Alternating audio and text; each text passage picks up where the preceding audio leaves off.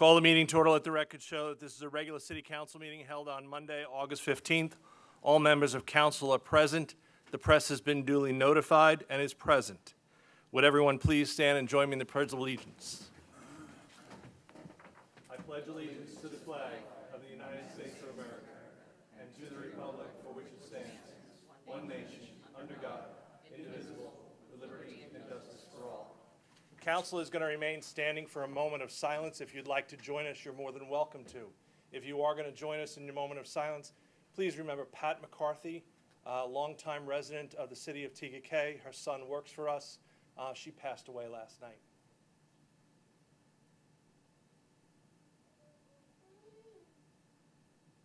Thank you very much.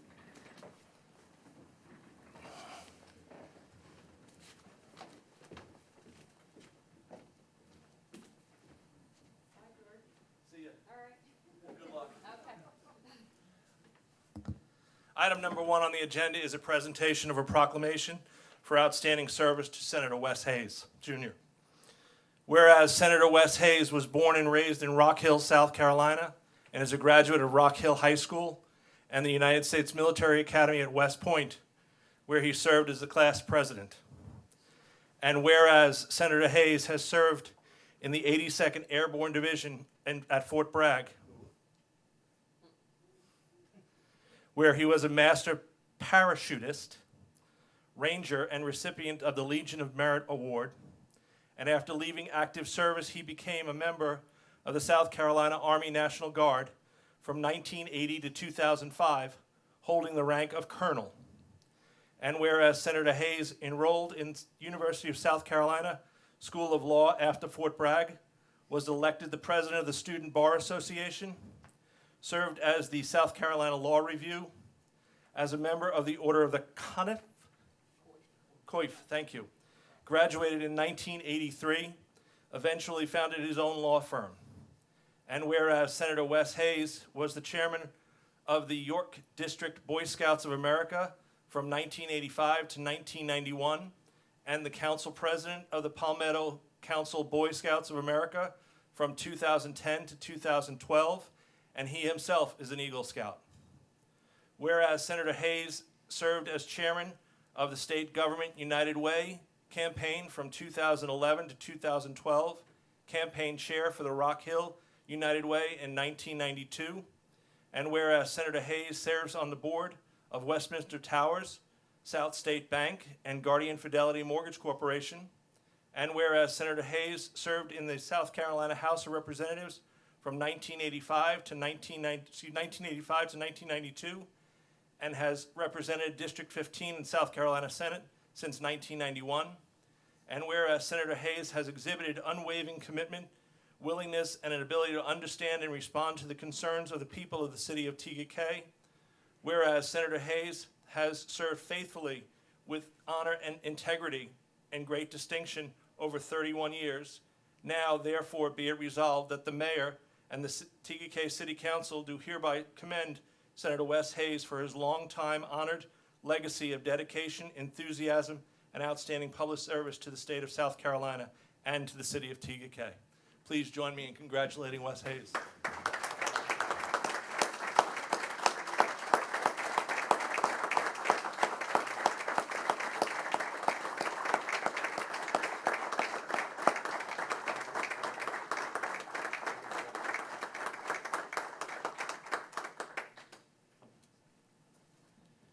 Here tonight with us to help celebrate Wes Hayes is former Mayor Tony Cerulli, who worked with Wes, former Mayor Steve Hamilton, and former Mayor Bob Rundy.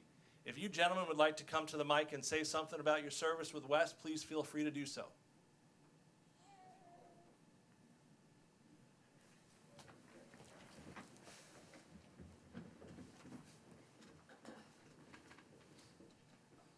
You know I'm a man of few words. Wes, I've had the pleasure of working with you representing the city of TK for 8 years. You never let me down. I think the people of TK, the state of South Carolina, your district, made a huge mistake.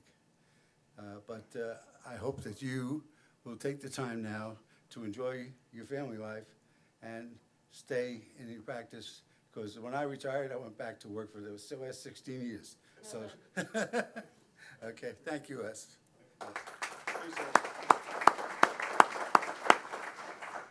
Just a few comments. I was thinking back how long I've known Senator Hayes. It's been, 1990 probably, something like that. And as my years as mayor, the two of us would serve on the RFATS committee from time to time, sometimes as chairman.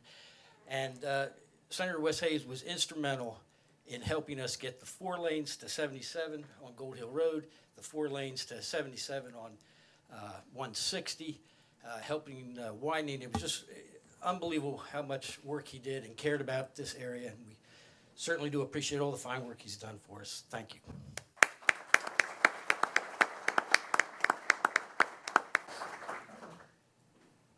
I'll be brief. I know that you aren't all here just to see me, so I appreciate the opportunity to start off your meeting. It has been an honor to serve you for these many years. I just noticed you had Miss South Carolina here. Now I know why you're all here. So, I'm honored to share the program with you. But it has been a true honor, and Tega has so much to be proud of, and I'm glad to have played a small part. And you've had some wonderful leadership over the years, and committed citizens, volunteers and elected officers and public servants over here. You got so much to be proud of, and have come so far in Tega. And I've just been proud to serve with you and to work with you over the years. I am looking forward to not making that trip to Columbia. It's always nice to have Columbia in your rearview mirror, so now I've got it permanently in my rearview mirror. So I'll be able to stay home and practice. My son is in with me now, and got my first grandchild, so I have a lot to look forward to.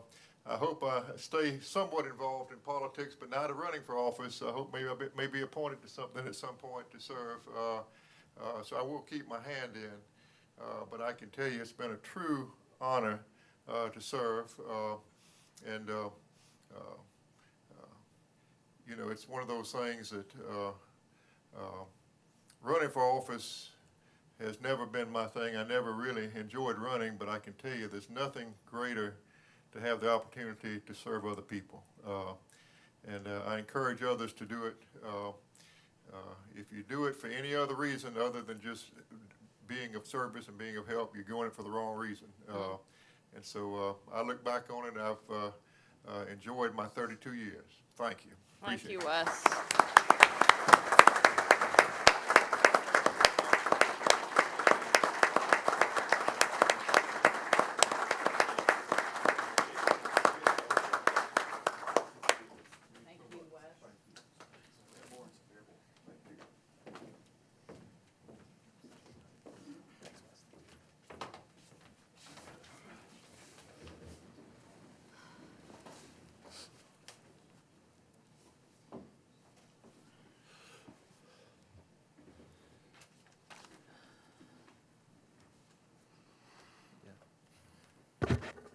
Council, I've been asked if we could get a 2-minute break, so if that's my motion, if someone would like to second that. Second. Any council discussion? There being none, call the question. All in favor, signify by saying aye. Aye. 2 minutes. Open session, item number 2 on the agenda is a public hearing. That's City Manager Charlie Funderburk. Thank you, Mr. Mayor, members of council. Tonight we have the required public hearing as required by state statute for our operating budgets for the coming fiscal year 2016-2017.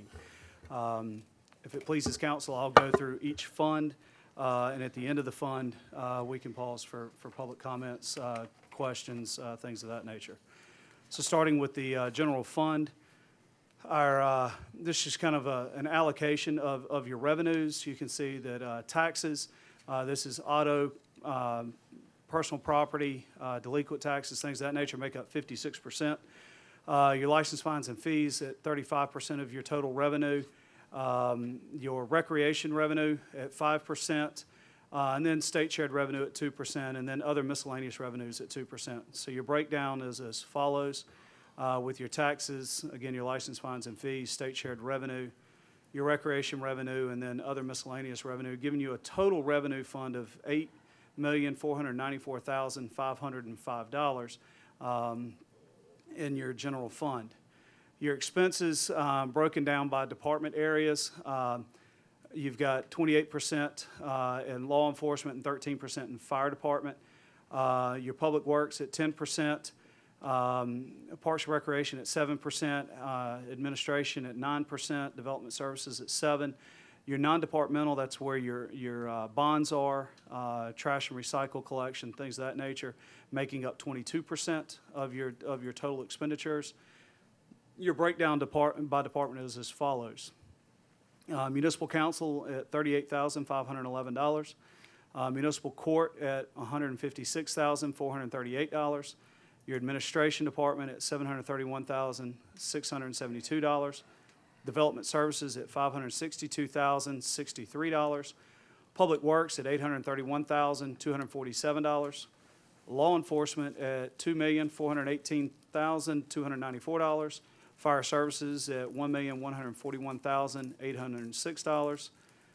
Parks and Recreation at $550,938. Your non-departmental at $1,853,862. And then showing a fund balance to the positive of $209,674. That's revenues over expenditures. Again, that balances out your budget at $8,494,505. Just some highlights, so to speak, of the general fund budget. It envisions no millage increase. This would be the 7th consecutive year staying at 89 mills. Increased funding for street maintenance. Resurfacing the remainder of the tennis courts. Obviously, we just were able to, just within the last 2 weeks, resurfaced 4 of the courts and resurfacing the other 4 next season or next fiscal year. The replacing of the old playground equipment at Heron Harbor Park. Paving the walkway at Pitcairn Park down to the docks. Stabilizing the shoreline at Pitcairn. Planting trees and shrubs around the restroom booster pump building at Trailhead Park. Signage for the disc golf course that we installed this past year. Additional signage for some of our nature trails throughout the city. Re-landscaping the area around the number 9 tee box at Windjammer Drive and at Tega Drive, all the junipers there. Landscaping for the old well house sites, Manila Bay, Marquesas Avenue, and Point Clear, where we had old well houses situated in the middle of those cul-de-sacs. EMT certifications for the fire department. Server upgrade for our police department, along with digital fingerprinting and an e-desk kiosk. Replacement vehicles in law enforcement and in public works. And additional headcount of 1 in fire services, 1 in public works, 1 in law enforcement, and 1 in parks and recreation. And with that, Mayor, I will turn it over to you for any questions, comments. Council, any questions? Didn't we give our employees a raise? We did. Would you talk about the employee raise? The budgets across each department that will be presented tonight, as well as the one that was just presented, does envision a 2% cost of living and up to a 2% on merit based on the employees' annual evaluations that are occurring at this point in time. And that's the same amount that we've had in previous years. That is At correct. least the last few years that I can recall. For about the last 4 years, yes, Yeah, ma'am. thank you. And we don't have to vote on that, right? The raise? Later in the meeting. We- When if we- We'll vote on the whole budget later in the evening. You don't, go ahead.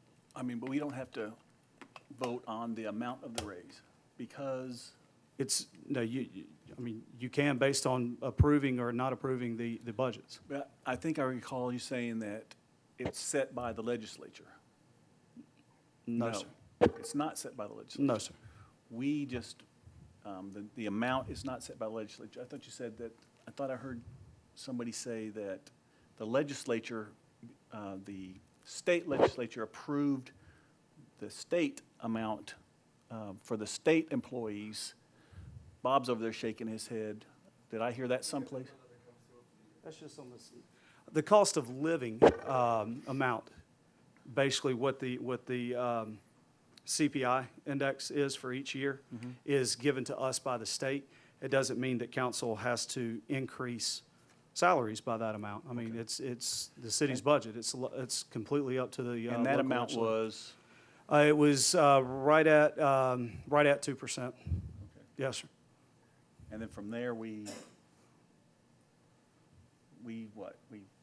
add to that, subtract from that? What? No, so they told us that the cost of How do we come up with the amount of, that we give to our employees? the 2% is based off of what the state has told us what the cost of living increase is for the coming year. The additional 2% is what we have always tried to do, but everybody's not guaranteed the 2%. It's based off of what their performance is.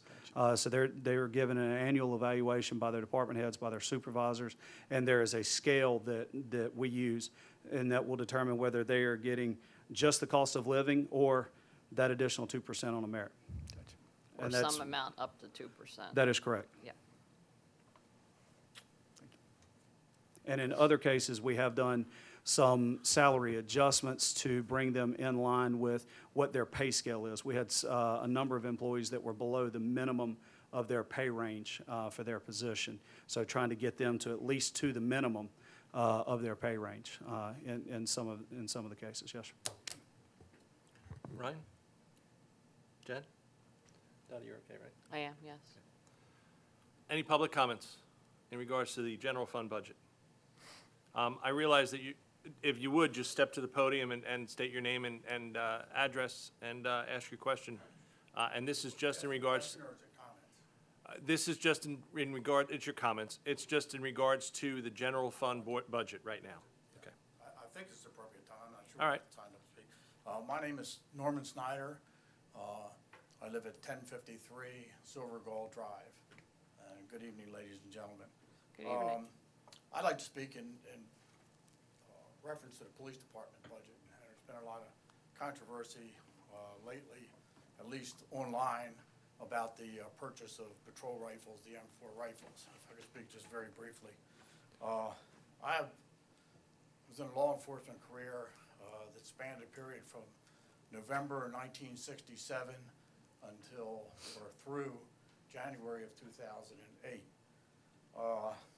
When I began my law enforcement career, we had a .38 special revolver, a rosewood nightstick, and a slapjack. That were our tools that we had to use.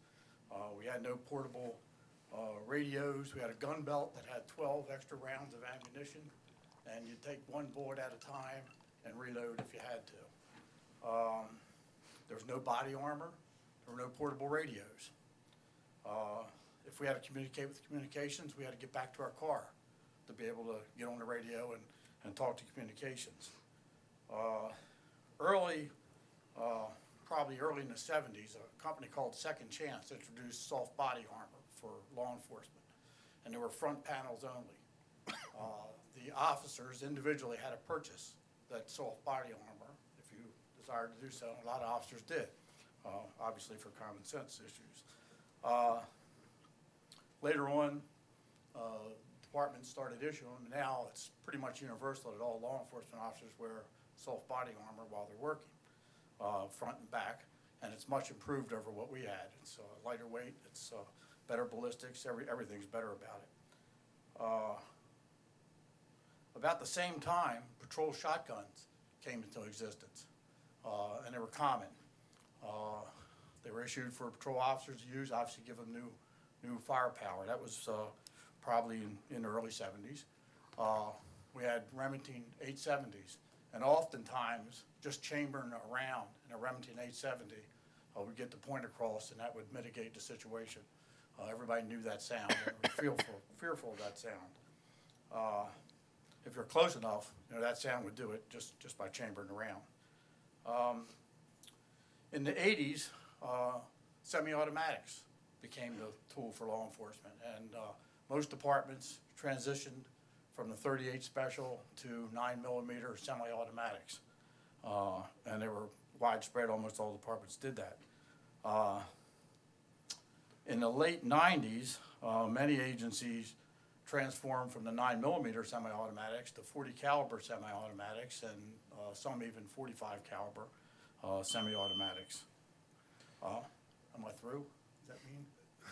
Yeah, you're at 3 minutes on your comments, but if you want to just finish up now, we'll let you finish Sure. up at this point. The point I'm trying to get across is law enforcement has evolved. And where I was, we could get 30 cops in 30 seconds if we transported the Signal 13. The TK police officers don't have that resource. We got 24-hour, 7-day-a-week tactical units on duty. These guys don't have that resource. I'm just pleading that we give them the resources, the equipment, and training that they need to do their job. Our citizens, our schools, our businesses deserve the best trained and best equipped police department we can afford. Thank you. Thank you, sir. Thank you. Are there any other public comments in regards to the general fund budget? Marty Kamai, 11149 Scullers Run in Tega. I agree with the last gentleman. I also am a retired officer from the 70s through the 90s. And police equipment has evolved over the years. And in today's world, it's the worst I've ever seen, both domestic and foreign. And I'd like to say the comments, no matter what side you came down on, especially online, everybody was civil to each other.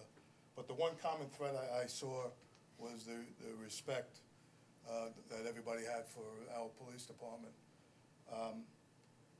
I'll be succinct. I think that the council should vote on the M4 for our police officers. The chief and Chief Parker and Major Nelson, they've been vetted for the top positions in our department.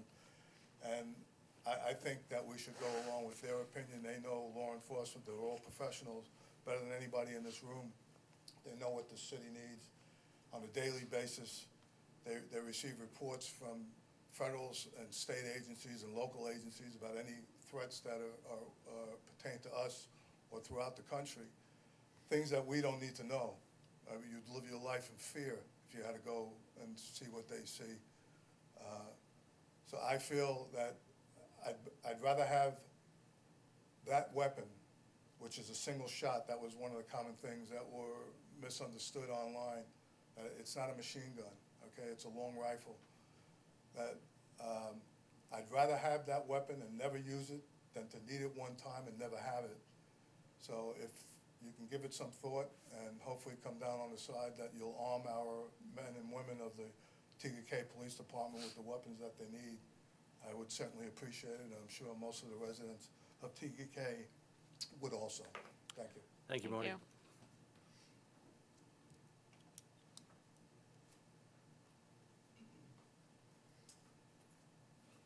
Good evening. Good evening. Thank you for your time. Thank you for your service. Bill O'Boyle, 12087 Spinnaker Drive. In regards to this, I don't even know, is this an assault rifle? Is that what it is? Assault rifle? No. What is it? Control rifle. I just feel that if you're going to use weapons that can do serious damage, you need to have a special trained force within Tega that specializes in using that weapon.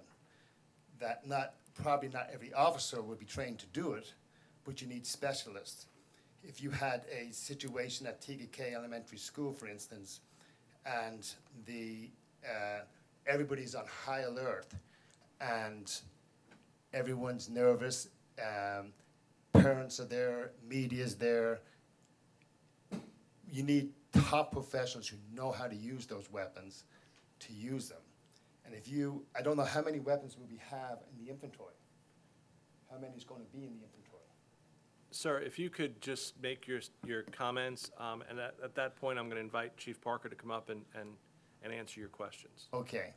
I just want to say that we have to be very, very careful in a high-pressure situation, which it would be, that we have the right training and we have it in the budget to provide that training to these officers, that they can, and why does the Rock Hill have a SWAT team? Why does Charlotte have a SWAT team? Because they're specialists in what they do. Do we have a SWAT team here, or is it just every officer gets one of these rifles and say, go on down to Tega Elementary and see what's going on? That's a tough situation for an officer to be in. And I just think we should think long and hard about weapons that can cause a lot of damage. Because one mistake and kids' lives are at stake. And that's a very precious thing. And it's one mistake, and so that's what I have to say on it. Thank you, sir. Are there any other comments in regards to the budget? Chief Parker, would you step to the podium, please, and maybe give us some history of what's going on and answer maybe some of Mr. Boyle's questions? Yes, I would be happy to. I agree with him. It is a serious weapon, and we take this issue seriously. One thing I want everybody to know is that every law enforcement agency in York County, every agency, including Winthrop University, has a patrol rifle program. Back in the Columbine era, they did studies and found some of the issues is that police officers waited for 40 minutes for SWAT teams to respond, and people died while they were waiting. So they came up with a study in 2014. They called for 225 police executives from across the country to Washington, D.C. Congress conducted a study with the Police Executive Research Forum and found, they concluded in that, which is a website that we can, I think, have pushed out to the public, they concluded that police officers should switch from shotguns to rifles. I definitely agree that if we have hopefully never have to use a weapon, but if we have to, we need to make sure that we have the right weapon to be able to use. A shotgun from 25 yards loses accuracy and has a larger spread. So more people are in danger from the use of a shotgun on a shot outside of 25 than the use of a rifle. We have the training process, and we have an NRA certified officer who trains people in patrol rifle program. The state requires 16 hours. We do 24. We do yearly training. We have 7 open range days. Is 7 right? We have 7 open range days throughout the year that they train on their pistols, rifles, and shotguns to make sure that we're proficient. We train on our use of force. We try to make sure our use of force is in line with national standards, meaning there are guidelines on when we can use these and when we cannot. And we've had these for 14 years and nobody knew it, meaning we're following the guidelines. We're doing what we're supposed to do. So the FBI also came out with a ballistic study and also found in that ballistic study their final conclusion was switch from the shotgun to the rifle.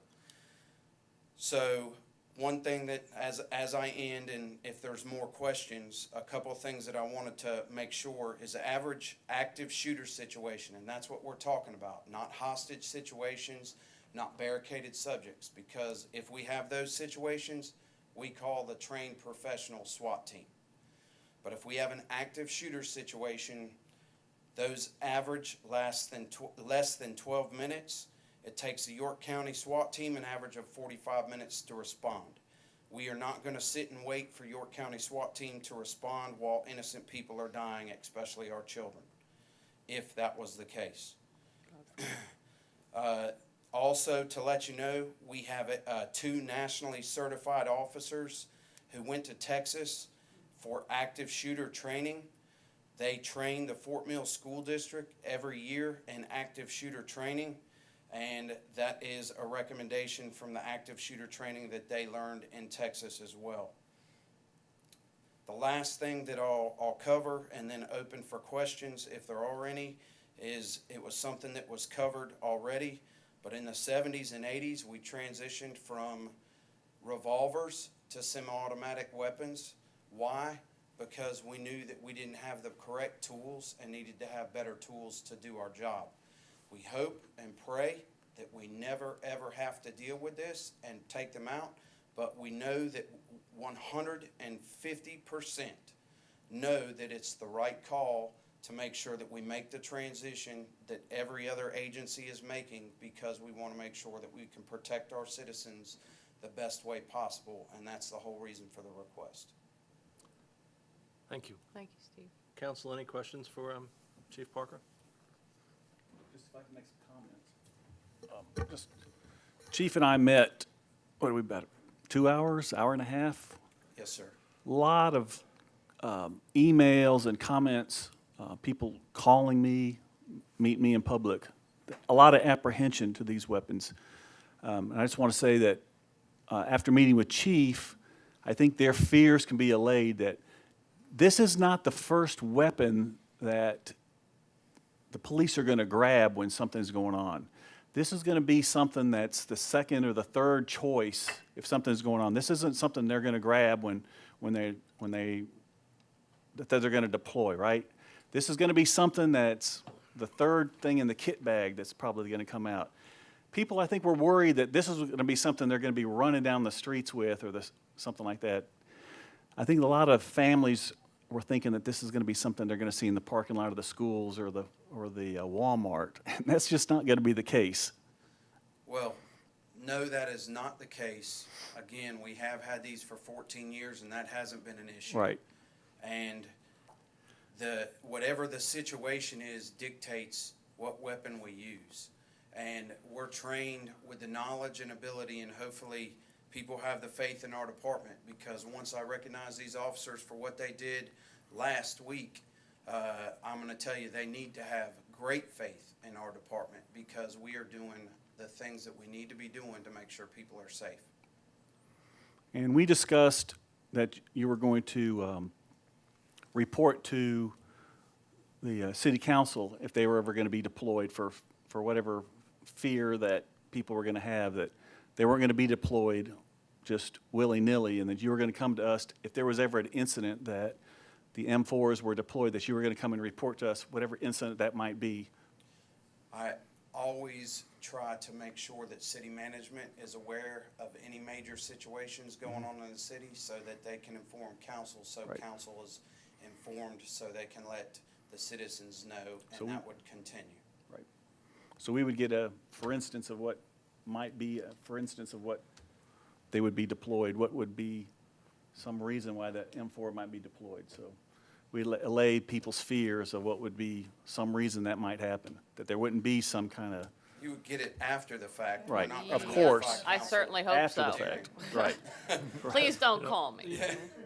One of the things that the city should understand, that everyone on council has gone through NIMS certification, which is National Incident Management Systems. And if you haven't, you should. And basically, that is a protocol that was, and Marty, you can help me with this, that was implemented soon after 9/11, so that there was an incident command of, we don't have the same issues that we had at 9/11. If there's an incident that happens in the city of Tega, and it's a police situation, he's in charge. It's not Dottie, David, Thank God. Ryan, Jen, or me. It's him. And if there's a fire incident that goes on, it's not me, Dottie, David, Jen, or Ryan. It's Chief Szymanski. If there's an operation such as a snow removal, it's not the five of us. It's the gentleman in the room back there, Tim Gillette, the operations manager. He's in charge. And we have to understand that if in this instance, Chief Parker is asking for our assistance because he hopes that he will never have to use them. I hope he never has to use them.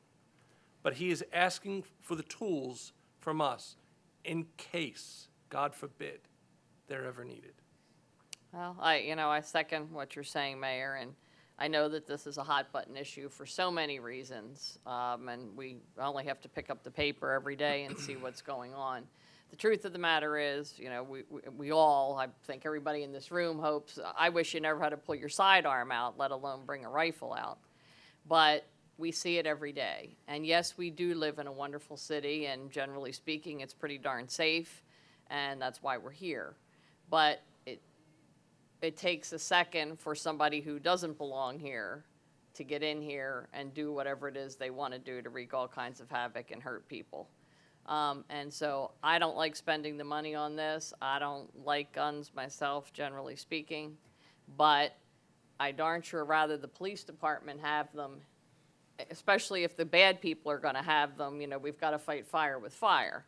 So, I could give the chief a Nerf rifle and the team, but I just don't think that's really going to be the right tool for the job. So they should have what they need. And, I spoke with Chief Parker as well, and my concern was what others have certainly mentioned, which is the training and the retraining and the certification and so forth, so that, again, if they ever have to use it, they're ready. They know what to do. And we talked a lot about that, and I understand more about it now than I probably ever did. So while I don't like it, while I wish we could spend the money on fun things or pretty flowers or what have you, this is real life, and we need to be prepared.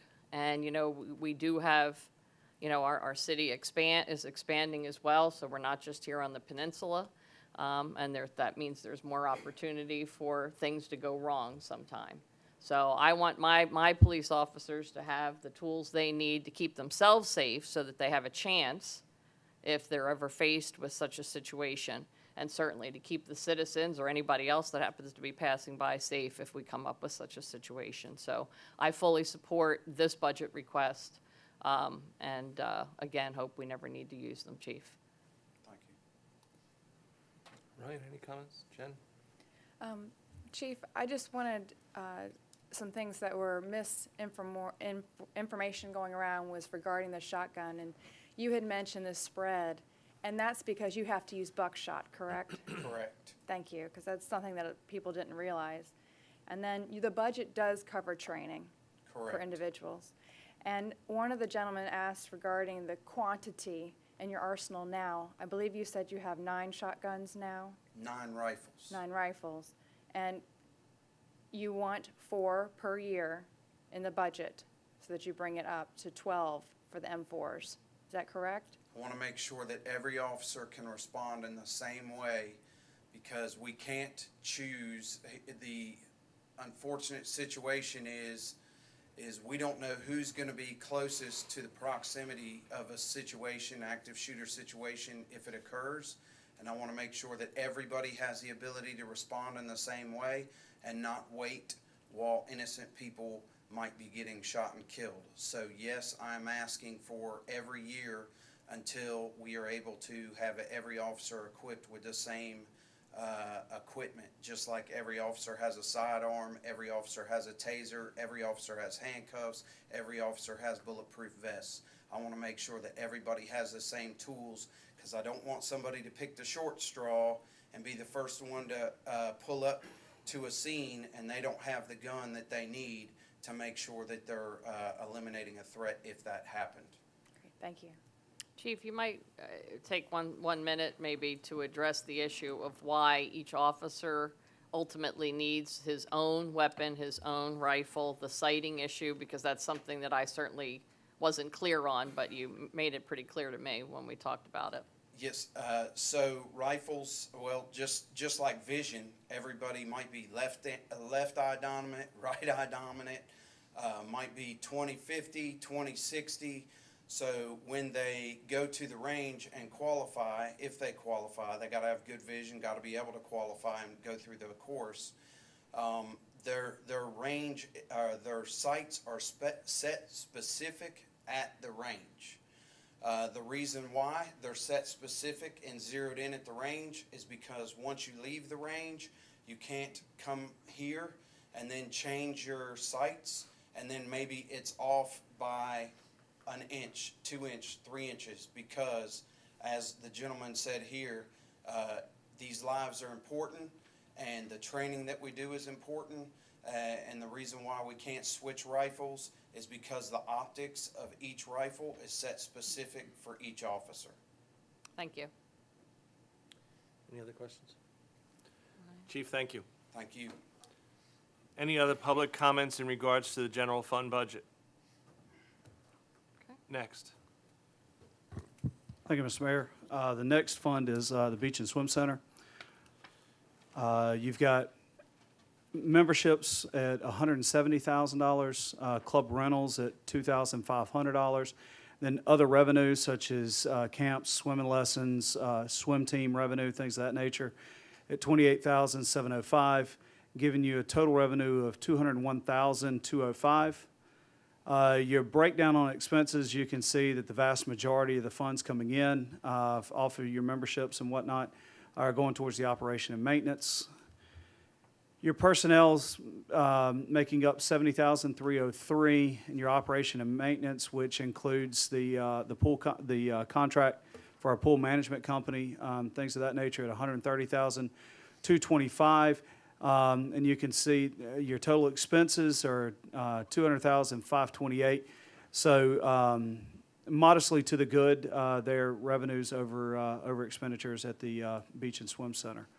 And at this point in time, I'll turn it back over to council for any questions or comments from the public. Any public comments in regards to the Beach and Swim Center budget? Any council comments in regards to the Beach and Swim Center budget? No? Next. Utilities. For FY 16-17, utility revenue, tap fees at $405,434. Irrigation tap fees at $16,000. Water revenue at $1,940,539. Sewer revenue, $1,935,319. Water activation at $15,000. Other revenue at $10,530, giving you $4,322,822 in your utility revenue. Your expenses are broken down 45% at going into the operation and maintenance, 18% into your debt service, 25% on personnel. The fire hydrant project, council motioned and approved to get that project started, and I've got an update for you during my city manager's report later on in the meeting. And then our capital outlay and lease payments, rounding that fund out. So your personnel at $1,038,153, operation and maintenance at $1,880,162. Your debt service, which is the bond and SRF loan payments, at $739,750. Lease payments for vehicles as well as the meters that we're installing at $190,038. Your capital outlay for additional equipment and vehicles at $46,782. And again, the fire hydrant payment, which we'll talk more about during my city manager's report later in the meeting, giving you total expenditures of $4,142,885. So your revenues over expenditures to the good of $179,937 in your utility fund enterprise. Just a couple of quick highlights, so to speak. Upgrade to our SCADA system, which controls the booster pumps that keep the water tanks, the elevated water tanks full. Upgrade to that for remote monitoring. 3 new additional maintenance employees on our utility system. Equipment trailer for hauling the equipment around on specific projects and job sites. 2 additional maintenance vehicles. The proposed budget shows no increase to what the rates are currently as of July 1. And the funds do meet the debt service coverage requirement of 1.2 to 1, and that requirement is in our master bond covenants. And that is your utility fund budget, and I will turn it back over to council for comments, questions from the public. Public comments in regards to the utility budget? Any council comments in regards to the utility budget? Stormwater, showing revenues of $480,000 coming from our annual stormwater fees. Those are included on the York County tax rolls. Your breakdown on expenditures, you've got 39% in operation and maintenance, 16% on debt payment, and then 45% on your personnel that are out doing the work and getting the job done there. Here's a breakdown of your expenditures. Personnel at $217,633. Operation and maintenance at $188,381.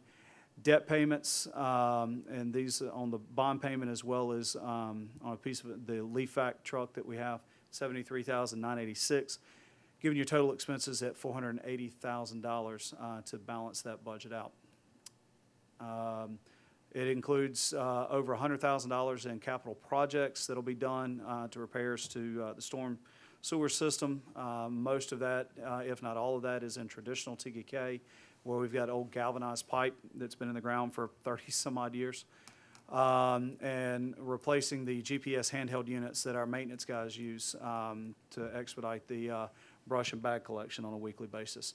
And with that, I'll turn it back over to council for any comments or questions. Any public comments in regards to the stormwater budget? Council comments?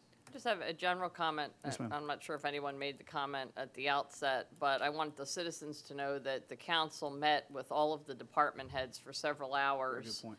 a few weeks back, because if you're wondering why in the heck aren't we asking any questions, and we still may ask some, but we went through all of this and we took a whole lot of time, and you guys were welcome to be here for it or to watch it on TV, but we did go through this process just so everybody knows.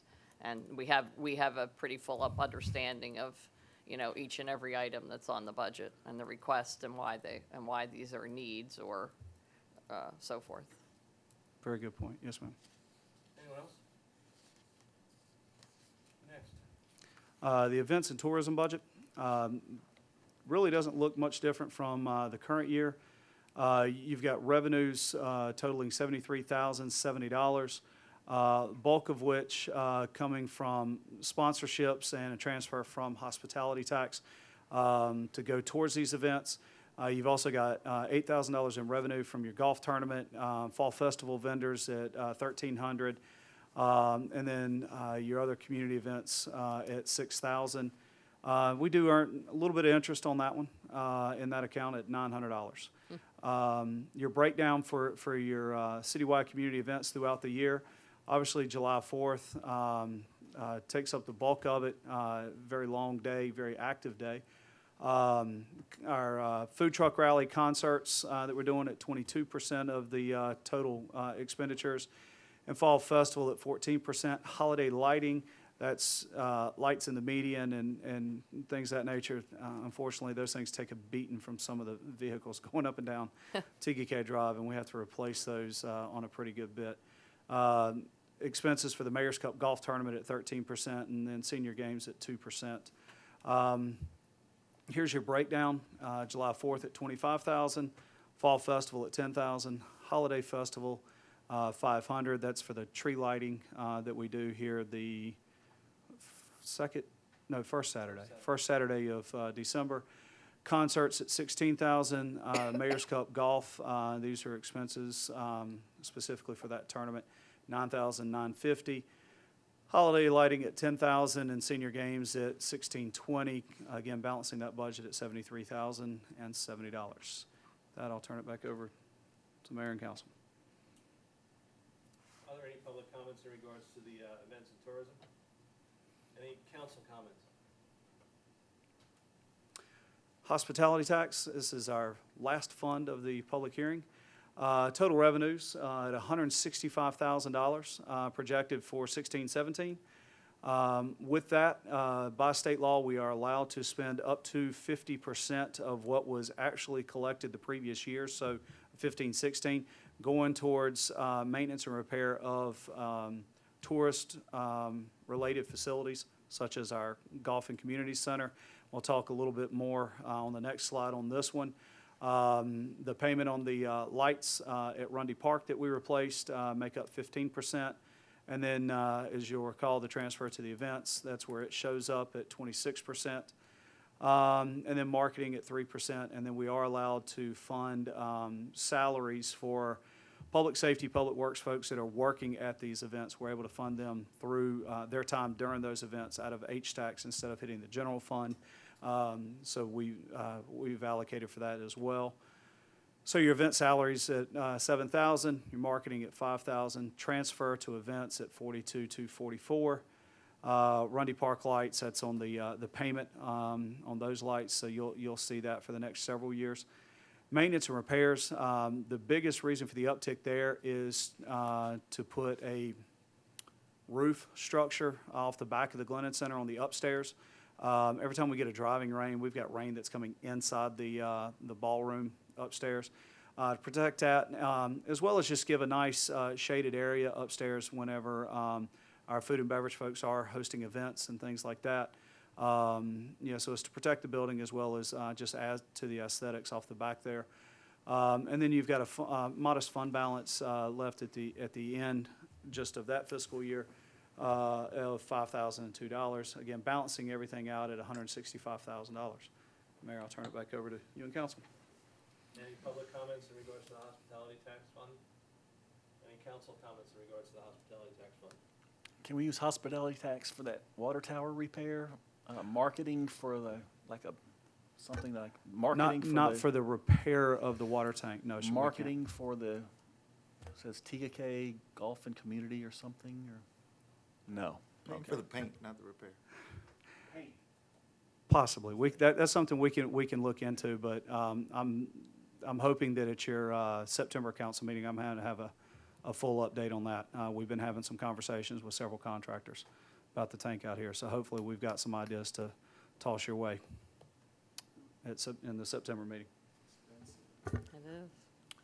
Just to reiterate what Councilperson Hersey said, we met here on July 20th at 6 o'clock with all the department heads, and we grilled them, some more than others. Where's Philip in the back there? There he is. Some more than others in regards to their budgets. If you want to see what that process was all about, it is videotaped and it is hanging on the city's website. Again, that was July 20th at 6 p.m. So we feel free to go through that. If you have any comments, we have a second, we'll do the first read tonight. We have a second read next month. You can make comments on it at that point with what you feel the budget is. With that being said, if there are no more council comments, I will close the public hearing. Public hearing is closed. Item number 3 on the agenda is an executive session. Council entertain a motion to go into executive session. Mr. Mayor, members of council, I'd like to make a motion that we move into executive session for the purpose of discussing contractual matters regarding purchase agreement regarding tax map number 6430401073. I have a motion by Donnie Hersey. Do I have a second? Second. Second by Ryan Richard. Any council discussion? There being none, call the question. All in favor, signify by saying aye. Aye. Unanimous. We're in executive session. It won't be long.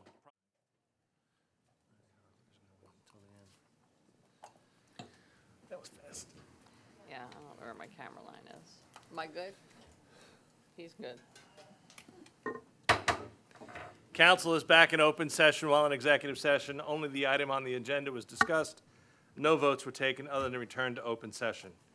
Item number 4 on the agenda is public comments. We have some public comments about the police budget, but I think that was handled during the public hearing. And then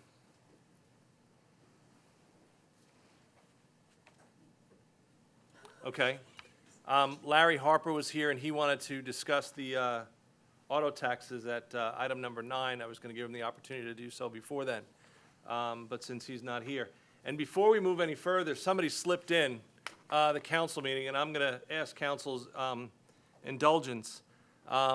She slipped in, and today's her birthday. Oh. So Katie Polson, Oh. our assistant city manager. So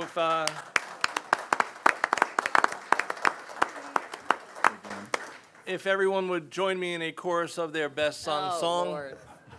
Microphone off. Happy birthday to you. Happy birthday to you. Happy birthday, dear Katie. Happy birthday to you. Thank you very much. Mayor Pro Tem David O'Neill. you've Is got that some all the things to public say. comments? That's Mr. it. Mayor, I'd like to make a motion to table items 8D, E, I, and J. I have a motion by David O'Neill. Do I have a second? Second. Second by Jen Stalford. Any council discussion? There being none, call the question. All in favor, signify by saying aye. Aye. Unanimous. And council, okay, great, that's perfect. I was going to go somewhere else, but I decided not to. All right, sir. Item number 5A on the agenda is the approval of minutes. Council before you with the special city council meetings of July 17th, regular city council meeting of July 18th, special council workshop of July 20th, and special council meeting of August 1st. Are there any questions or deletions to those minutes? Hearing none, those minutes stand approved. In the interest of time, I'd like to make some changes to item number 6 on the agenda, and I'm going to ask if David Taylor would do me a favor and wait till the end so we can get rid of some other things. The end So, of item 6. end of item number Not the end of 6. the night. You know, He was getting nervous.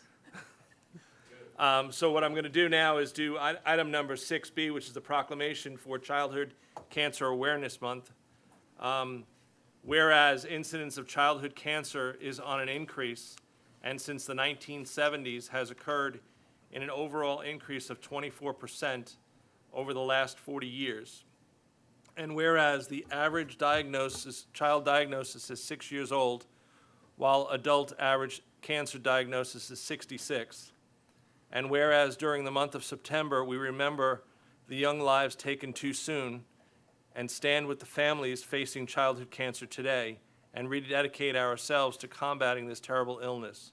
And whereas during the month of September, we pay tribute to the families, friends, professionals, and communities who lend their strength to the children fighting pediatric cancer. May their courage and their commitment continue to move us toward new cures, healthier outcomes, and a brighter future for America's youth. Now therefore be it proclaimed that the mayor and the council of the city of Tega do hereby declare September 2016 as Childhood Cancer Awareness Month, and encourage all citizens to join in reaffirming the commitment to fighting childhood cancer. And I'm going to ask Dana Butwell to come up and accept this proclamation. All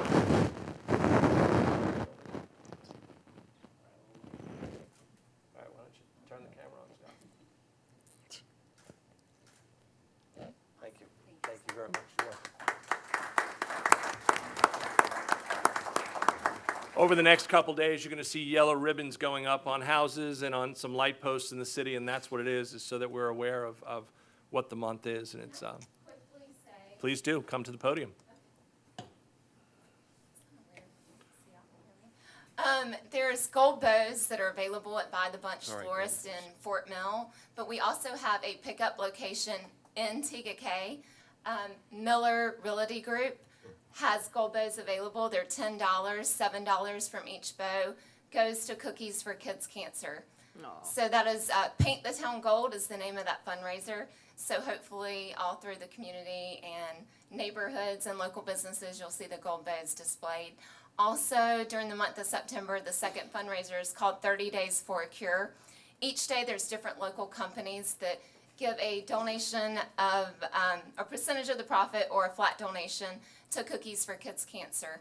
So it's simple ways that the community can give back. It's simply by one of the locations is Beef O'Brady's. So if you go to Beef O'Brady's that day and sit in the Good Cookie booth, a portion of the money goes back to childhood cancer for childhood cancer research. So simple ways that people can be involved, give back, and it doesn't really cost you any extra. So Thank you. I appreciate the support. Thank you. Thank you. Item number 6C on the agenda is the recognition of Sergeant Holland, Sergeant Smalls, PFC Donahue, and PFC Santos by the Tega Police Chief, Steve Parker. If you four would please come up. And Lieutenant Patterson, if you would come up too.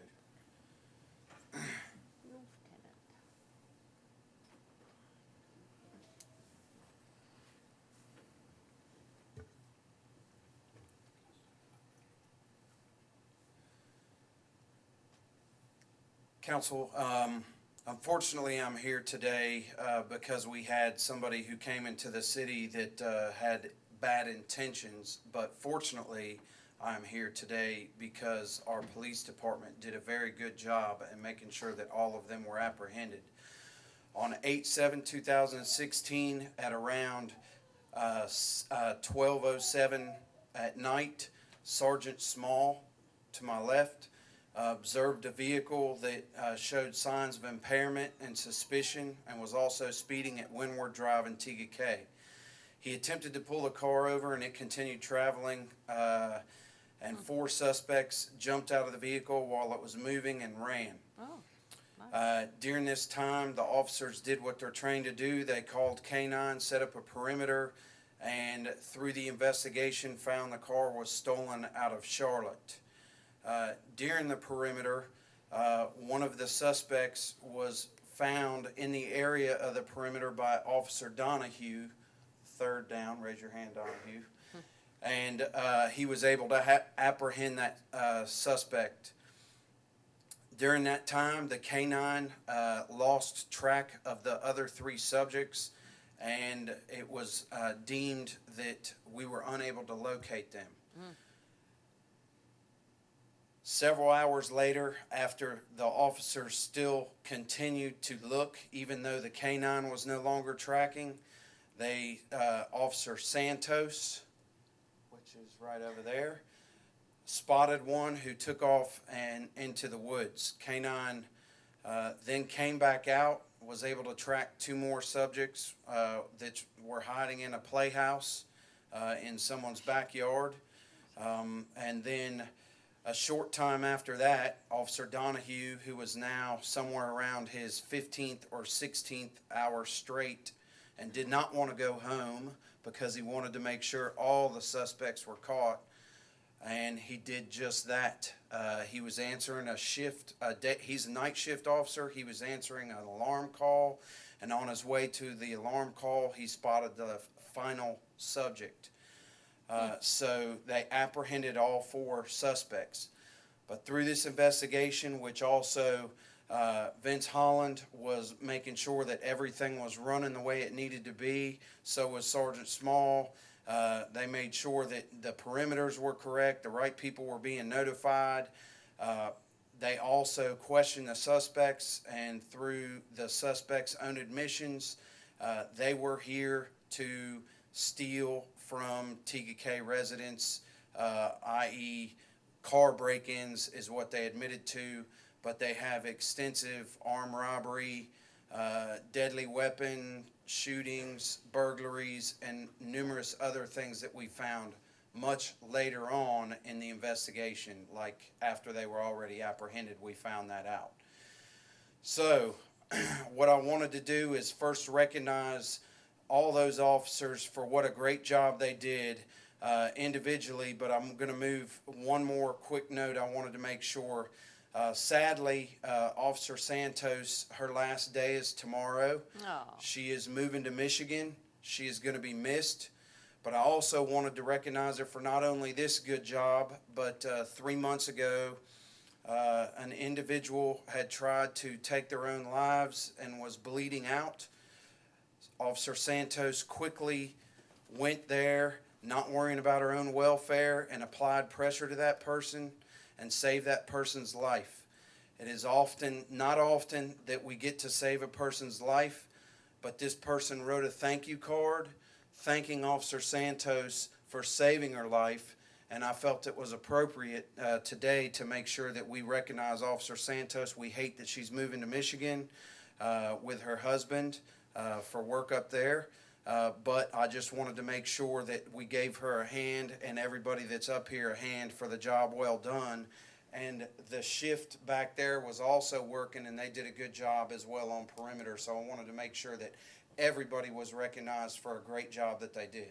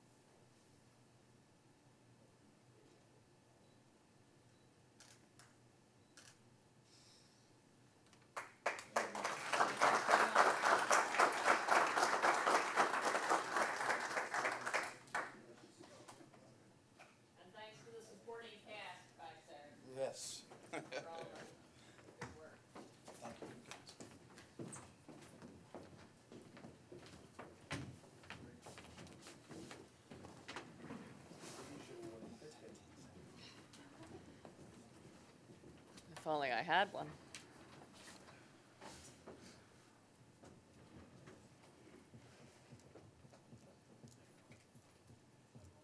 All right. Item number 6A on the agenda is the presentation of the 2016-17 TK Golf Course budget. David Taylor. Which will only be approved if Chuck comes and fixes my lawn. No, just, did I say that out loud? No. So moved, approved, second. Hey, you Chuck, wanna take it over? Just good kidding. luck. Just kidding, just kidding. No, we're good. No, thank you for having us, although talking about golf seems a little trivial after that, but, nonetheless, it's an important asset of the city, and we're excited to kind of give you a operational budget, capital summary for the next fiscal year, what our plans are, and some items that, we're in need of. And so, first off, just give you, I think everybody is aware, but those who aren't, it's really a little brief history on the business improvement and where we are. The first year rounds, when we first came to TK in 2007, first year that we ended, we did 27,770 rounds. The first 2 years, the city subsidized the facility, operationally subsidized the facility for over $375,000 in operational funding.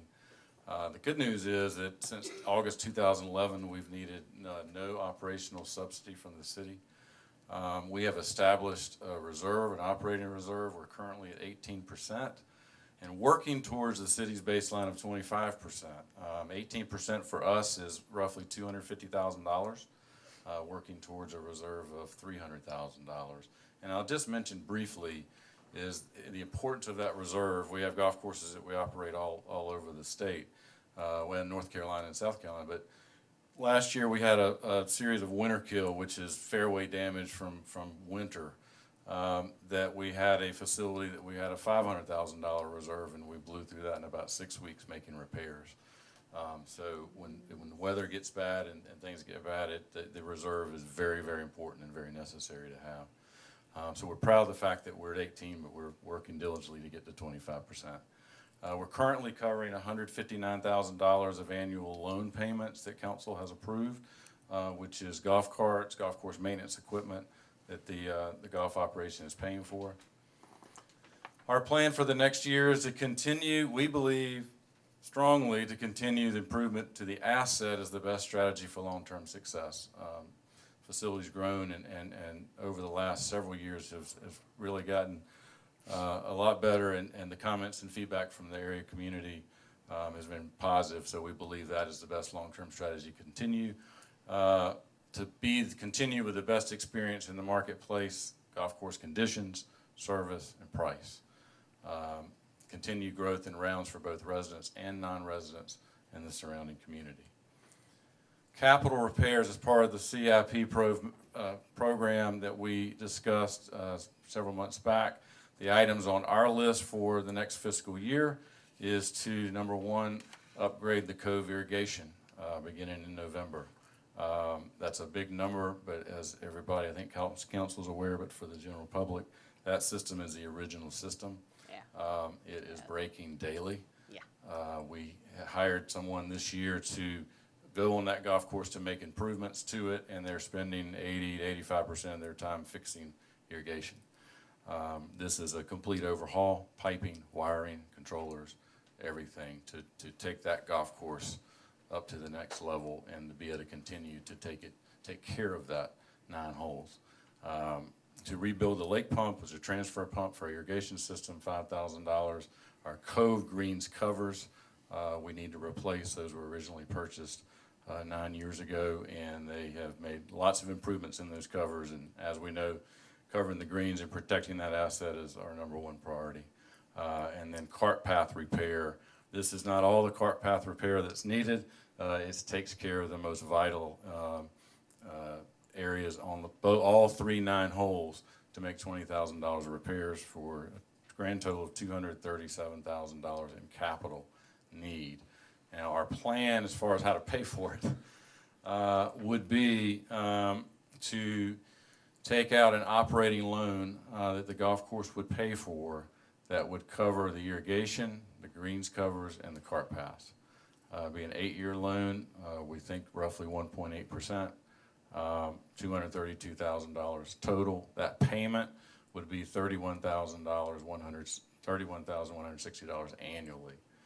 To pay for the pump repair out of our cash, and because in doing the irrigation for the cove, we will need to close that 9 holes for a period of time, not for the whole time. We have several loops we can do to keep it open initially, but we will need to close that 9 for a period of time, and that operational loss of $22,000 we would absorb in our operating budget for a total impact of $58,160. When put into our operating budget initially, and we've already taken account for what the needs are for the next fiscal year with operating supplies, labor, and everything. Our net cash flow, 3 lines from the bottom, was positive $39,973. When put in the capital repairs and improvement cost, that threw us negative $18,000. So our plan to change how this looks, and we met with, on Friday, representatives of the Golf Advisory Committee, the Ladies Golf Association, Men's Golf Association, to go over our plan would be to slightly increase pricing, continue to be best in the market, and we'll give you some examples. These pricing is for daily fee rates. Up on the screen represents a $1 increase from where we are today, $1 from where we are today. And so the Monday through Thursday rate would be go to $48 from $47. Both Fort Mill and Springfield are at $57 for that same rate. And for the Twilight would go to $35. Again, the other courses, the 2 main competitors for us are at $46. Friday regular, $57 for Tega K, $61 for Fort Mill and Springfield, so still well below them. And weekends, Saturday, Sunday, holidays, regular rate of $57 we would go to from our current $56, whereas our competitor is $69. This does not include the $3 reduction in price for the city resident card that we give out for free. And so all of those prices, the regular rates would be reduced by $3, and the other rates would be reduced by $1 for all those who have the city resident card. The Cove Golf Course 9 holes, we would increase $2. If we're going to spend the kind of money we're talking about spending, we need to go up on that now, and it will just be justified and warranted with the increase and better conditions on that golf course. And so we'll go to $19 Monday through Thursday for 9 holes, and $22 Friday, Saturday, Sunday, and holidays. For our membership, we will implement a slight increase of $5 per month for our individual category, so go to $140 from $135. And we have approximately 20 residents and 14 non-residents on the monthly program, and then we offer a 10% prepayment discount to pay for the entire year up front. That would go to $126, and there are 51 residents and 19 non-residents on that category. Again, Springfield and Fort Mill are at 160, so we're still well below the competitor in the marketplace. And family membership would go to $170 from $160. That'll be a $10 per month increase. The annual prepay will go to $153. Not as many in this category, but again, well below the Springfield and Fort Mill of $230.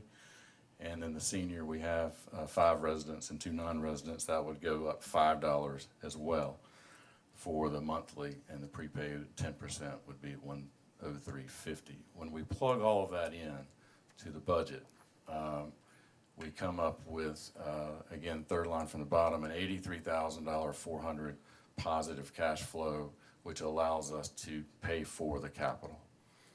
Still give us a positive $25,240. And I know that's not a lot of money on a business that operates through the weather, but we feel comfortable we can absorb that $58,000 by making these slight adjustments and still obviously operate the business throughout the year as we need to from a management standpoint to make it all work.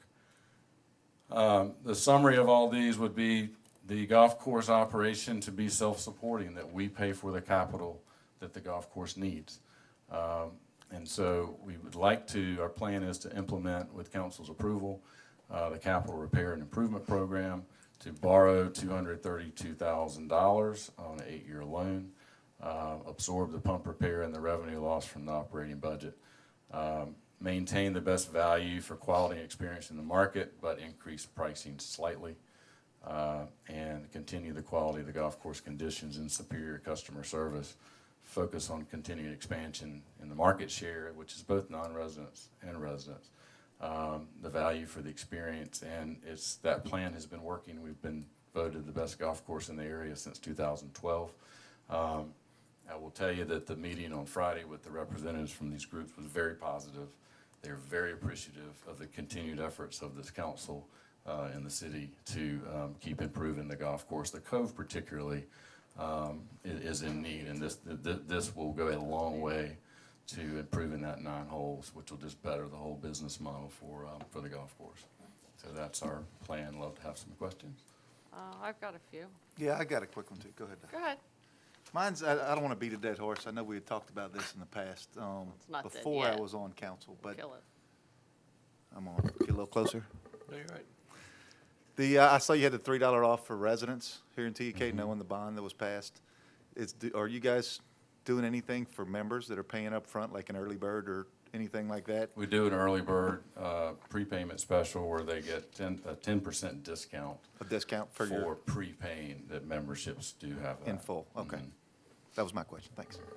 I have one question for Charlie, or, well, whoever, either one of you, I guess. Sure.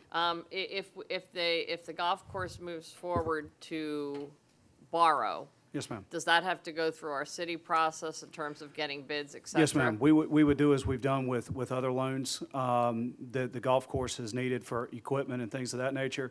Bob Barkin, our finance director, will put it out for bid with the lending institutions as far as getting the best interest rate, in terms, and then we'll bring a resolution forward to council for council's approval, and then we'll work with the lending institution and the golf course to move towards closing on that loan. And then the golf course would be responsible through the revenues coming in from the golf course to make those payments.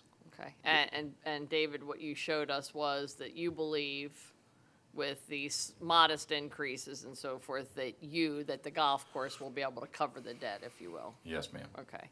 And not a real big deal, but you're suggesting that you increase the Cove rates just slightly more than everything else because the Cove is going to be getting a big part of the repairs, which it really does need.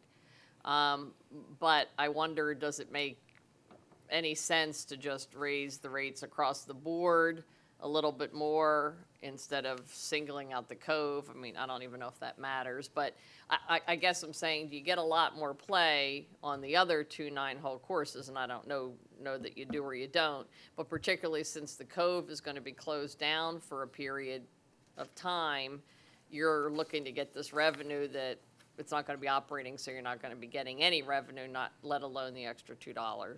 Right. Our plan would be to raise all the other rates on the main 18 by $1. Yeah, which is what you showed Right, here. yeah. And I'm To just saying, cover does it that. make sense that you do $1.50 or $2 across the board instead of separating the Cove from the others? Maybe it doesn't matter, I don't know. Well, I think, part of our plan is to try to keep the value there across the board. And we felt like $1 increase primarily is where most of the revenue's coming from. The $2 on the Cove will not make up most of the revenue. It's gonna come that from was the my other point. 18 holes. Okay. Thank you. Jen? I was just curious if, after the irrigation is repaired or replaced, do you have an idea of anticipated savings? Because you don't have someone spending 85% of their time, like you said, making those repairs. What we will most likely do is take those same dollars and apply them to continued improvements over there. The items that we wanted implemented this year have not been able to get accomplished or completed because of the time has been spent mostly in holes. And so I don't know that we'd see a lot of savings, but we'll see vast improvements by allocating those resources to other means. Okay, great, thank you. David? Can't fix my game with all that. Gosh, I was counting on mine getting better. Hold on, wait a minute. The loan, 8 years. What's the magic number of 8? Good question. Why not 5? Why not 10? That's as far out as the lending institution would go, was 8 years. So we have an idea of who the lending institution is going to be? We've already reached out to a couple, BB&T, South State Bank, that typically bid on those loans. And 8 years was the furthest they would go out on it. And we have an idea that the interest rate is 1.8? We have a very good indication that it will be south of 2%, yes, sir. What would it be if we went 5 years? We have not asked that question. We wanted to get through this process first. I mean, But we have not put it out for bid at this point. I mean, is the idea that 8 years stretches it out enough so it's not so much of a drain? That's right. And that you're Correct. still revenue and the type producing? of Your interest rate isn't capital. going to change that much as far as Okay, going that down answers between my an question. 8-year and a 5-year. No, sir. That answers my question. Okay. Thank you. Thank you, sir. Can I single out 2 people real quick? Sure. Come on. What are you, the police chief? Chuck Smith, Josh Brownell, please stand up. Josh is behind you on the other side, hiding. These 2 gentlemen here make it all happen. They do. And their staff, and are a great representation of the city and our facility, and I want to say thank you. Thank you. Thank you.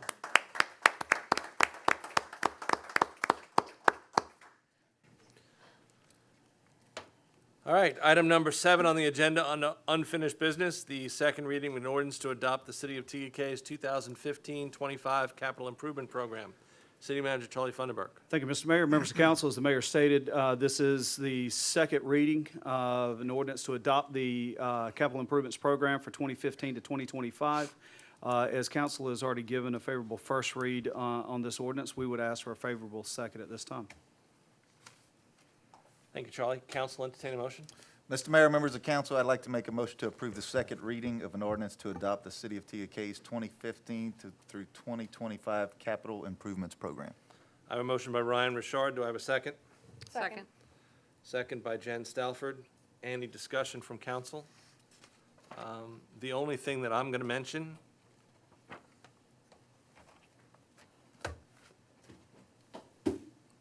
that's the city's capital improvements program. We got a lot of work ahead of us, and we got a lot of people working for us and with us. So it's pretty impressive, the things that we have going on. And if you get the opportunity to look at it, please do. I'm really impressed with how we're moving forward. With that being said, I'll call the question. All in favor, signal by saying aye. Aye. Opposed? Unanimous. Item number 8 on the agenda, 8A, is the approval of a letter of credit and performance. City Manager Charlie Funderburk. Thank you, Mr. Mayor, members of council.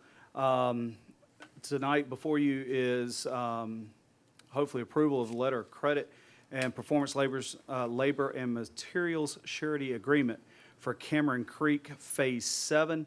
The required improvements to be bonded by the letter of credit in the amount of $348,433.02. If it pleases council, when whoever does make this motion, if you can make it contingent upon receipt of a letter of credit in the proper form to the city offices. They submitted the letter of credit and it wasn't in the right form, and we've told them they need to send it back to us in the form that we told them it needed to be in. Dottie, would you like to make that motion? Sure. Mr. Mayor, members of council, I'd like to make a motion to approve the letter of credit and performance labor and material surety agreement for Cameron Creek Phase 7 contingent upon receipt of a letter of credit in the proper form. I have a motion by Dottie Hersey. Do I have a second? Second. Second by Ryan Richard. Any questions? There being none, call the question. All in favor, signal by saying aye. Aye. Unanimous. Item number 8B on the agenda is the approval of the reduction of the escrow. City Manager Charlie Funderburk. Thank you, Mr. Mayor, members of council. The original performance labor materials surety agreement in the bank escrow account, this particular developer, instead of doing an LOC, put cash up for it, was for $42,175. The escrow funds were for installation of sidewalk within the development. The current request is to reduce the escrow account by $33,268.50, leaving a balance of $8,906.50 in that escrow account, and we would ask for council's favorable approval at this time. Thank you, Charlie. Council entertain a motion. Mr. Mayor, I'd like to make a motion to approve the reduction of escrow account and performance labor and material surety agreement for River Lake subdivision. I have a motion by David O'Neill. Do I have a second? Second. Second by Dottie Hersey. Any council discussion? There being none, call the question. All in favor, signify by saying aye. Aye. Unanimous. Item number 8C on the agenda is the introduction of a first reading for the ordinance. Receipt of revenue and accounting expenditures fiscal year 2016-17. City Manager Charlie Funderburk. Thank you, Mr. Mayor. Turn that on. Thank you, Mr. Mayor, members of council.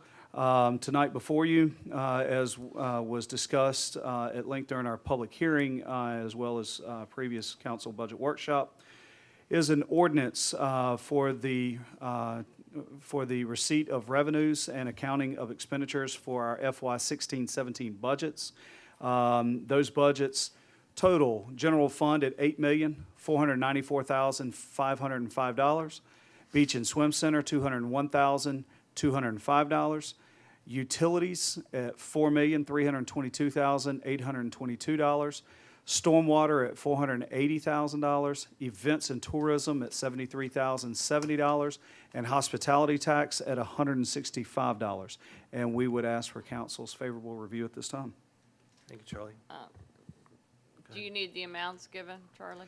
You in the can, or you motion? can say as stated. Okay, because you made a mistake in the last one. You said $165. I'm sorry, $165,000. Yep. Thank you.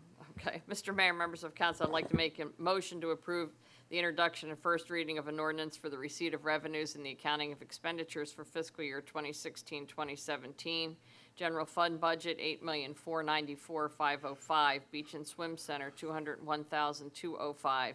Utilities, $4,322,822.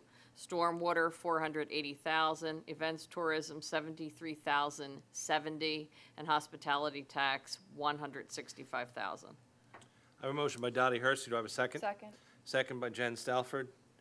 I just have one question. In the past, we've done this where we've had an ordinance for every single one of our budgets. Yes. Can you explain why we're not doing that this time? Just for simplicity, it's not required that you have a separate ordinance for each one. I believe us and the town of Newberry were about the only two left in the state that were still doing multiple ordinances. Doing it this way is really just coming in line with the way everybody else does it. It just simplifies the process. Instead of having 5, 6, 7, 8 different ordinances out there for the budgets, you can capture them all in one. Would that also reduce our codification of the ordinances? We can get it done quicker? The ordinances don't go into the codification process. Okay, that's new to me. Any other council discussion? There being none, call the question. All in favor, signify by saying aye. Aye. Unanimous. Item number 8D on the agenda is the tabled. 8E is tabled. Item number 8F is the second amendment for the solid waste and recycle agreement. City Manager Charlie Funderburk. Thank you, Mr. Mayor, members of council. As the mayor stated, tonight before you is proposed a second amendment to our solid waste and recycle agreement with Signature Waste. Our current rate with Signature Waste is $15.41 per customer per month. The contract does allow for an amendment and an extension such as this. In discussions and negotiations with Signature Waste, they have agreed to reduce that rate by $1 per customer per month, taking us down to $14.41, which saves us approximately $45,000 in the 16-17 fiscal year budget that you just approved first reading on. And in exchange for that, it would extend that contract out another 5 years. They do have 1 year remaining. So the existing term now would expire in September of 2017. So basically, 6 more years from this September with Signature Waste upon, if council does give a favorable review of this amendment. Thank you, Charlie. Council, entertain a motion. Mr. Mayor, members of council, motion to approve second amendment to the solid waste and recycle agreement and authorize the city manager to execute said amendment. I have a motion by Jen Stalford. I have a second by David O'Neill. Second. You were getting ready for the first, and Jen beat you to it. Yep, she did. Any council discussion? I have one quick question, Charlie. I'm Yes, sir. completely fine with all this, but as far as if it would go back out to bid, how comparable is this to other cities that are our size? Is 1441, is that better than average, worse than average? Could we get a $10 per customer bid if we put it out? I had, in talking with some of my counterparts that do, or some of my peers that, where their cities do contract this service out, they don't do it in-house. They've seen some of the other more national companies come in at a $10 per customer per rate, and by year 3, they're at $14 or $15. So they come in with a very low number initially, and to win that bid, they can absorb that loss in the first year, and then they're jumping right back up. Signature Waste is, very rarely do they do a price increase on us, even when the fuel prices have gone up. From those in the industry that I've had conversations with, this is, there's some that are lower, there's some that are higher. It's kind of right in the middle. Thank you. Yes, sir. And this is not something that the residents are paying for per se. This is just included in in the- case yes. anybody has a question. This is not a recommendation for what you're going to be billed, but what the city's going to be billed That is for correct. the service. That is correct. Yeah. We don't send out bills for trash and recycle. Thank you. Any other council discussion? There being none, call the question. All in favor, signify by saying aye. Aye. Unanimous. Item number 8G on the agenda is the MOA, Department of Justice, Juvenile Justice Agreement. City Manager Charlie Funderburk. Thank you, Mr. Mayor. Members of council, this is an annual agreement that DJJ sends to us, Department of Juvenile Justice. This is in case law enforcement does have to detain a juvenile. It provides for the payment to them. I believe that payment is $50 per day. Is that correct?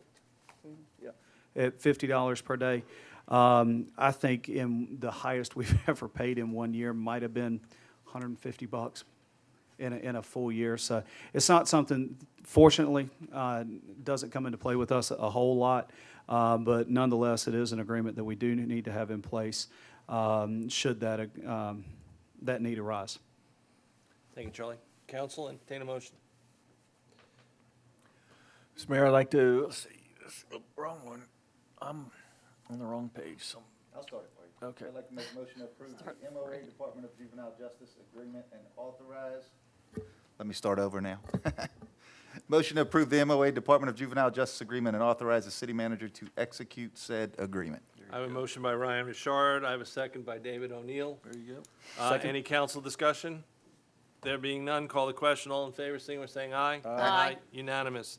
Item number 8H on the agenda is a resolution to designate Philip Jolly, Utilities Director, a voting delegate for the South Carolina Water Association. I'm on the right page now. As a public utility, we are a member of the South Carolina Rural Water Association. Philip Jolly, who is our utilities director, does attend those annual conferences. But in order for him to be a voting delegate, basically to be able to approve minutes, appoint officers to that association, things like that, they require that council pass a resolution, which is what we have before you tonight.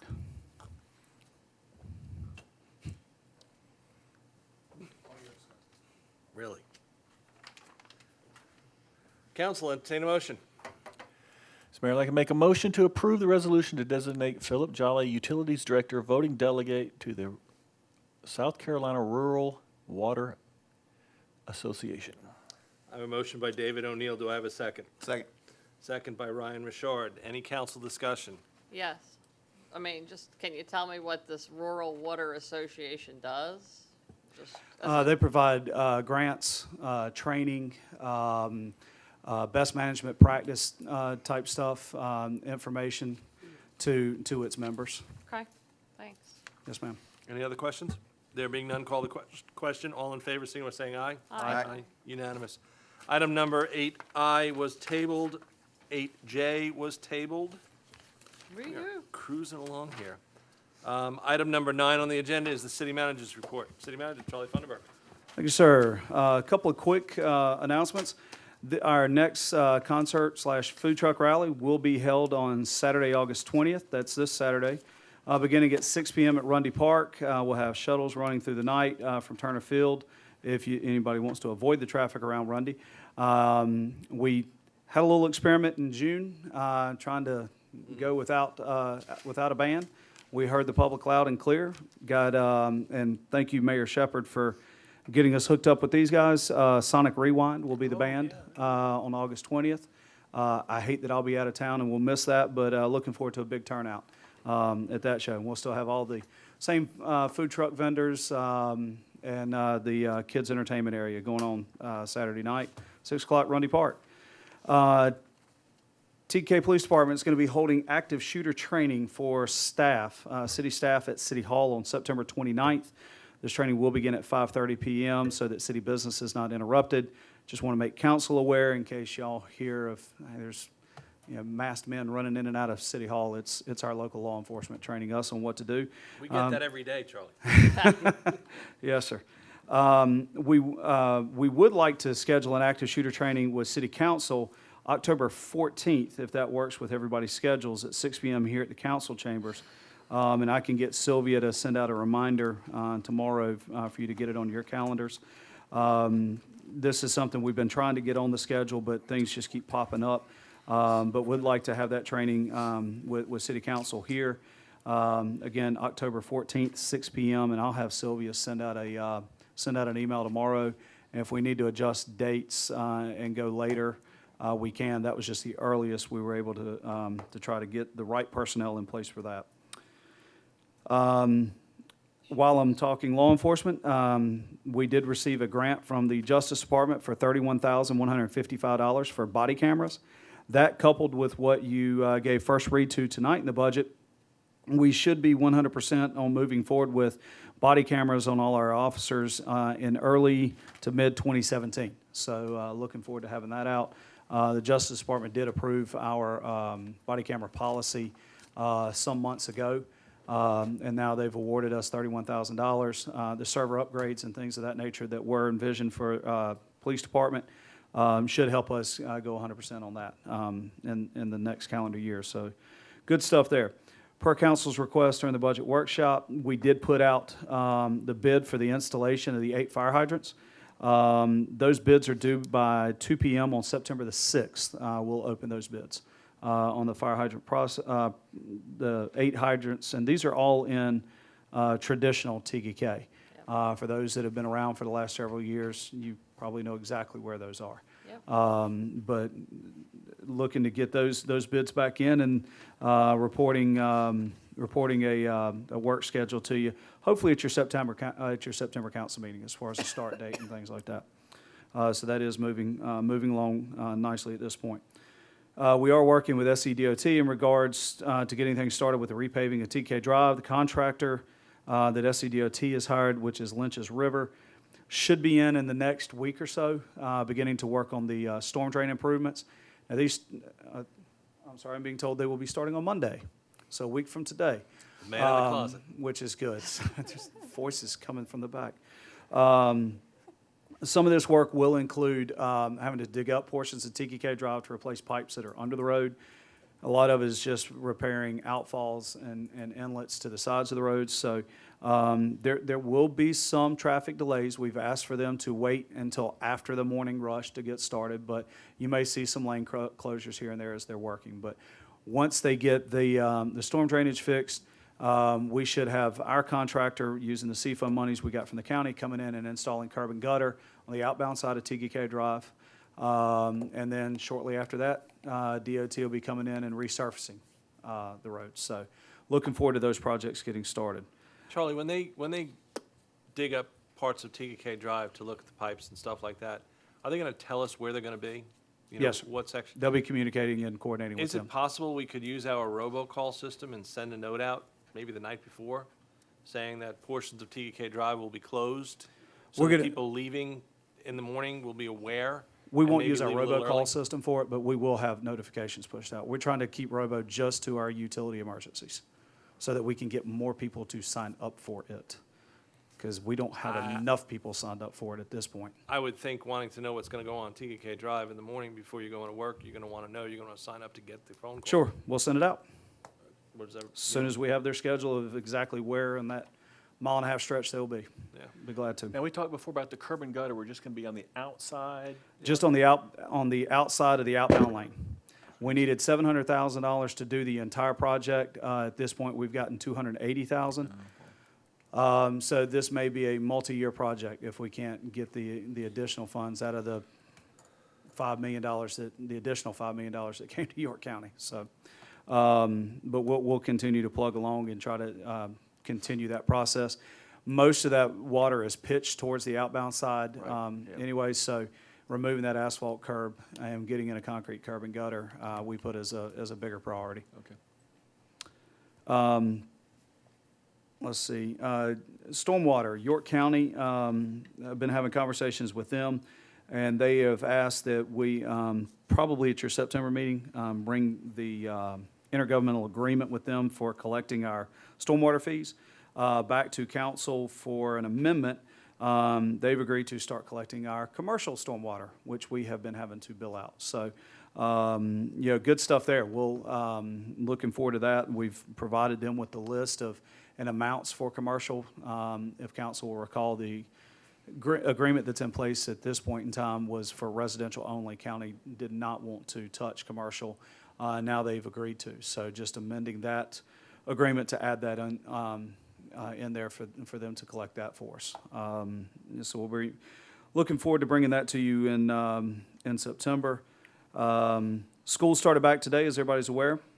Please give yourself a little extra time during your morning commute and watch out for the kids at the bus stops. And we've been sending out a lot of information on when you can and cannot pass buses.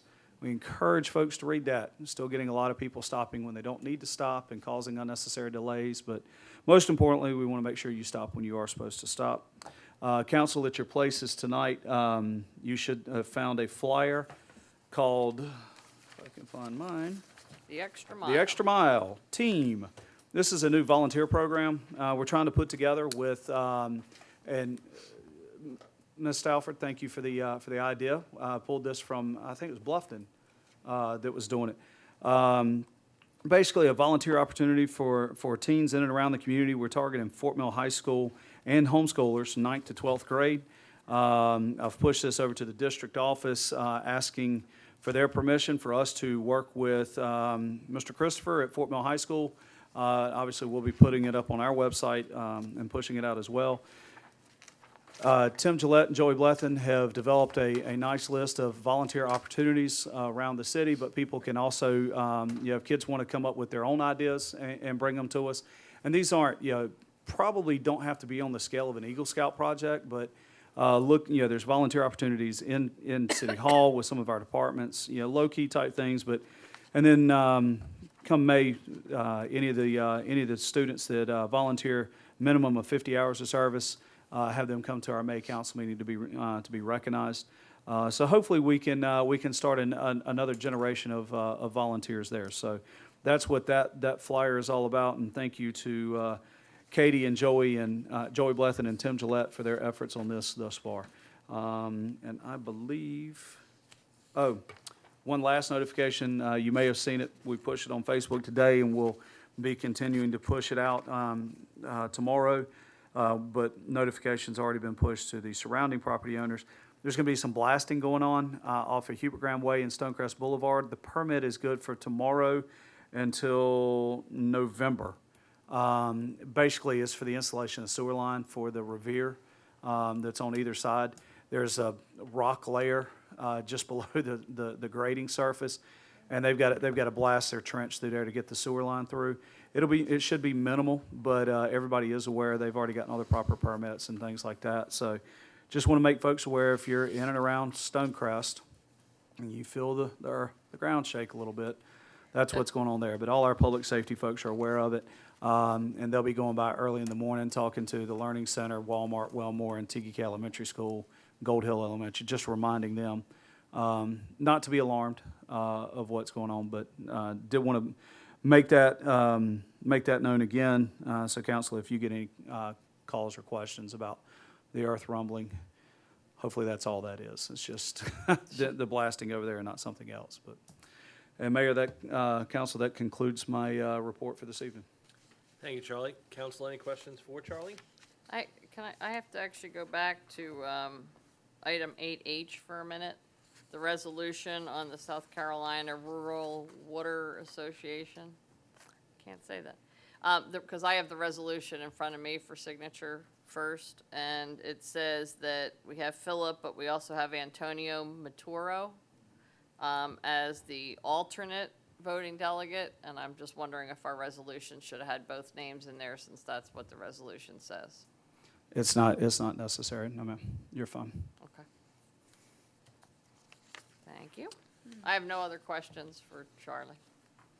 Charlie, I just, during our last council meeting, we had the second read for Mattamy Homes. Mattamy Homes, yeah. Mattamy Homes. And they did have some changes based on the public's feedback as well as our feedback. And Yes, I ma'am. know that wasn't shared and it was not intentional last month because it was tabled the month prior and it just kind of Correct. slipped through. But there were some positive changes to setbacks as well Mm-hmm. as the way they put the, and is that still on the city website? Because I've Yes, had some ma'am. All the residents ask. current stuff that we have on, the development is called Cadence. So if people go to our website, there's a link on the left-hand side that talks about developments and area road improvements. If they click there, all of the developments that are either underway or have been approved by council and will be underway in the coming year or so, those are all on there. That particular project is called Cadence. So if they click there, they'll see what the product's going to look like. It is more of a true patio home, detached patio home, versus what was originally discussed, which was more of a story and a half type single-family dwelling unit. These are side patios, but on the exterior lots, Gardendale and Dam Road, the lots that are backing up to those roads, they're shortening the lot depth, I would say, so that they can increase the landscaping and buffer area through those so that they don't have houses just backyards dumping out into Dam and Gardendale Road. So, but that information is up on the, up on our city website, and again, it's under the development name of Cadence. Thank you. Yes, ma'am. Did they keep that lot width at 50 feet? Yes, sir. They are still at 50 feet. Any other council questions? Item number 10 on the agenda are public comments. The only public comment I have here is from Larry Harper. Larry? Is he here? No. Oh, Larry. Oh, God. He left. Are there any other public comments? There being none, close public comments. Item number 11 on the agenda is the council comments. Ryan, would you like to start us off? I got nothing. Next. ×2. Actually, I had a lot of residents ask me why they were not alerted when the 4 Solution. suspects regarding the car situation. And I've spoken with the chief as well as the city manager to understand why there wasn't any type of notification. And it was protocols that are in place and is in alignment with the York County. And I didn't know if you wanted to elaborate on that, Charlie. Sure. As that investigation ensued, it was being investigated as a property crimes. And even and following with what York County 911, which is an accredited agency, and following with their practices and really practices throughout law enforcement, typically you don't do a reverse 911 type call when it is a property crimes investigation. Up until all suspects were apprehended, that was what it was being investigated as. Once they were apprehended and we continued through the investigation and learned more about what was happening in the suspects, obviously you had, as Chief spoke, there were other things that then came to light. At that point, they were all in custody. But to do a public notification because a car was broken into or there was an attempted break into a car or home or things like that, throughout that investigation process, there was no known threat to the general public. Obviously, it's a case-by-case thing. It's, okay, do we call somebody in to start doing calls or sending out notices at 4:30 in the morning to start ringing people's phones? It just really depends. And at the time, it was strictly just a property crimes investigation, and that's why a public notification wasn't put out. It wasn't until after we had apprehended all suspects and found out what their rap sheets looked like and what their history was. Okay, these are dangerous guys, but at the time it was 4 guys that were running because they had a stolen car. It wasn't until we had them that we knew that they were here to potentially steal other cars or break into cars. So that's why the public notification wasn't done. It was following our standard operating procedures, and those SOPs are in line with what the state accrediting agencies tell us that we should be doing. Thank you, Charlie. Yes, ma'am. Dottie? No comments. David? No comments. The only comment I'm going to make is to reiterate something that Charlie said. School's open. A little more patience in the morning would be great. And the other thing we need to be careful of is crosswalks. I've noticed a lot of people blowing by crosswalks when someone's sitting there to go across Tega Drive.